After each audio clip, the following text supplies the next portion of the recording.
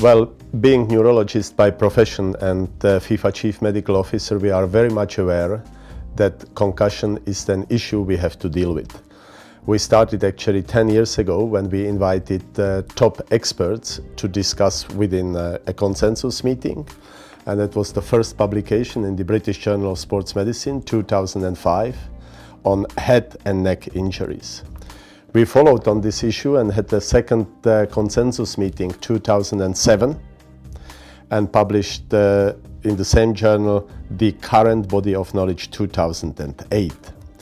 And updated because the science and the clinical science is advancing.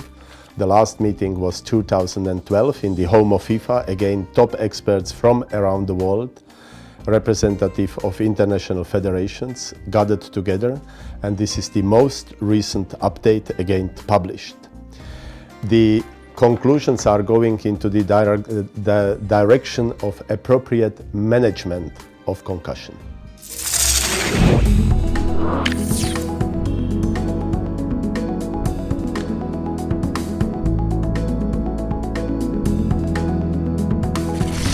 If a responsible physician diagnoses the concussion, then definitely the player should not return to play. He has to be taken out of the sporting activities, and you do additional battery of tests, including neuropsychology, sometime, if advised, also additional imaging techniques like magnetic resonance imaging. But definitely you take the player out of the playing ground. And then the return to play recommendation have been published very clearly in the last issue. And it's a stepwise return to play. First, absolute rest. And if the athlete who was diagnosed concussion has no symptoms, then you can start with very light exercise. And again, if symptoms are not not occurring, then you can do the next. And always between each step is 24 hours. Then you start to have a non-contact training, and finally on the last day a contact training. So the period would be minimum 6 to 7 days.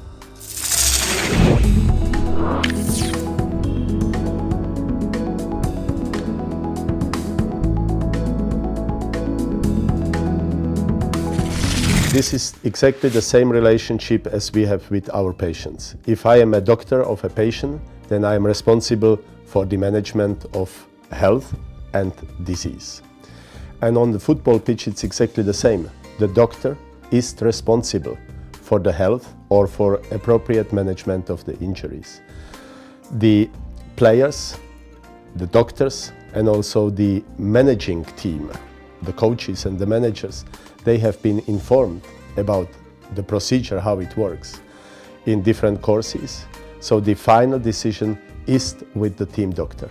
All the recommendations have been given to the team physicians prior in a special workshop which we had, not only about concussion but also about management of sudden cardiac arrest and other medical issues.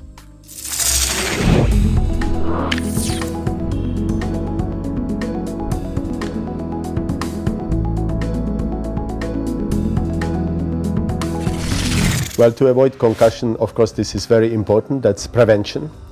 We have done a number of studies that was actually the starting point to figure out which incidents on the football field are leading to concussions.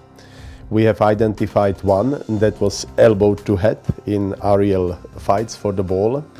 And we have proposed to the international board to punish, to sanction this kind of incidents, most of them intentional, by a red card. And that led to a significant drop of head injuries and also to concussion. Now, to avoid head-to-head crashes is very difficult, but we are still working on that. We are looking into that. We are analyzing the incidents and will make appropriate proposals.